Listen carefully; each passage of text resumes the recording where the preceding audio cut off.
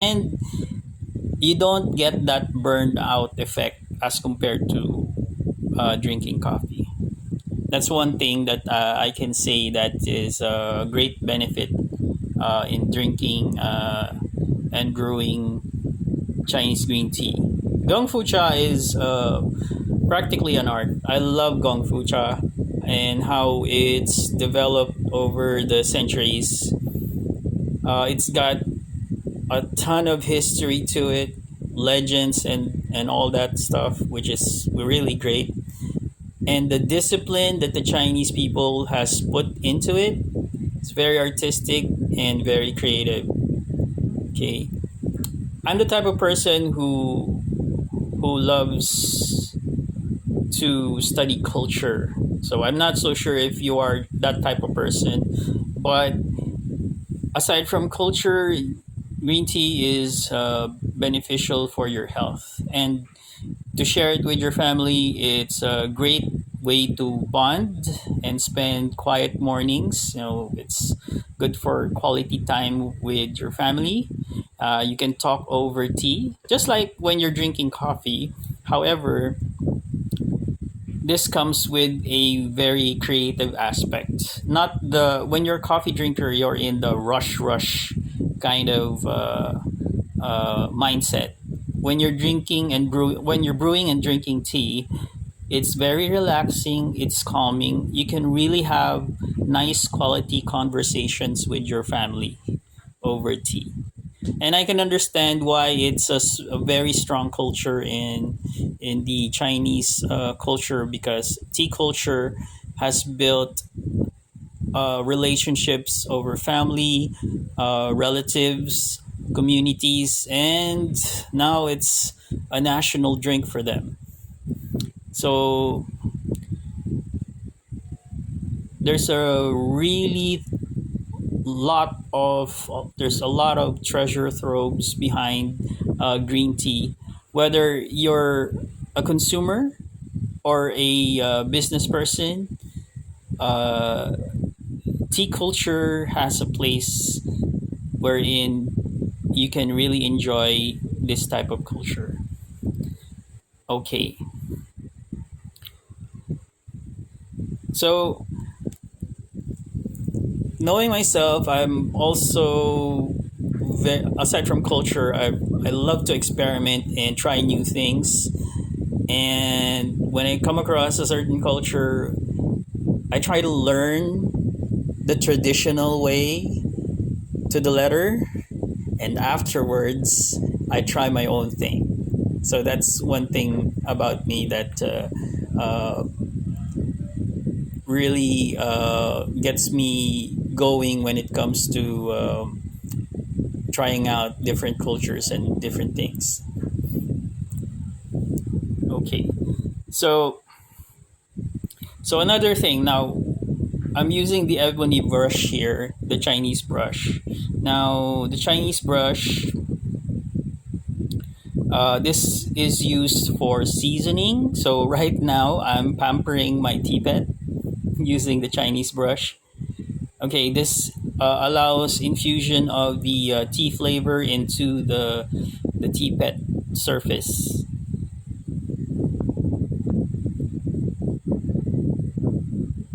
All right.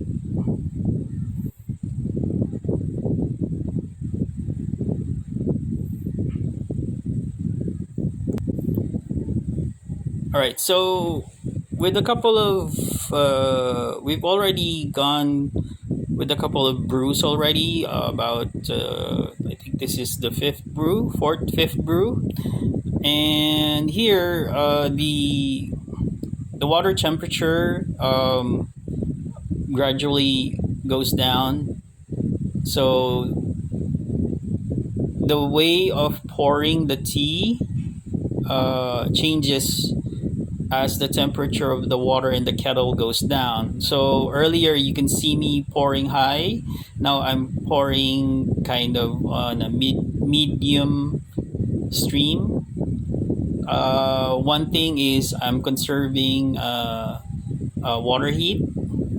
I could reheat the kettle, but then that would mean I would have to cool it down again for another 5 minutes to get the right temperature. Now, you can start brewing with a gradually lowering temperature of the water in the kettle, but you have to adjust the way you pour the hot water into the gaiwan.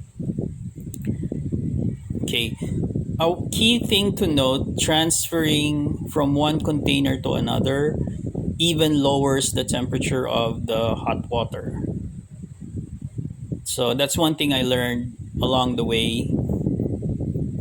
So as you pour to the gaiwan, and then you pour from the gaiwan to the gangdao bay, and then pouring the tea to the teacup.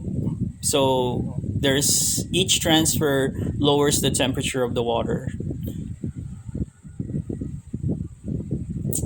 and that's something that you have to be mindful of. The good thing about it is if the water's too hot and the transfers lowers down the temperature, and which makes the tea that you pour into the teacup easy to hold and easy to consume. However, if you don't have the right temperature, let's say you just boil the water and it's 100 degrees, and then you start pouring and start drinking at that point, it's going to be difficult to hold and manage from the gaiwan to the teacup, because it's going to be extremely hot. And even if you're using a clay teapot, that would also be extremely hot. Okay, if you notice, I'm always mindful of the bottom of the justice uh, pitcher, the gangdao bay.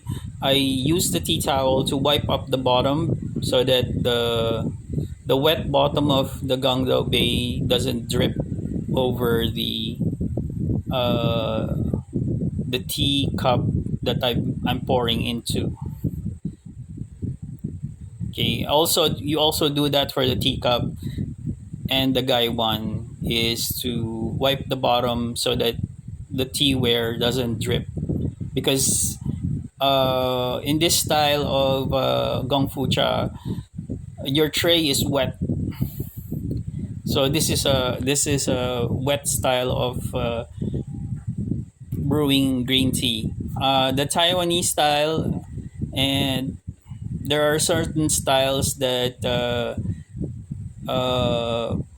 requires precision, wherein there's no dripping of tea, and you're just relying on tea mats to uh, control the water spills. But here, if you have a shui fang or tea tray, you can really play with with the water here, so which is good. Actually, that's one part of it that I love, because whether I spill water or tea, doesn't matter, the shui fang or the tea tray will catch it. But I'm mindful of how much I toss around, because the shui fang or the tea tray has a limit on its capacity.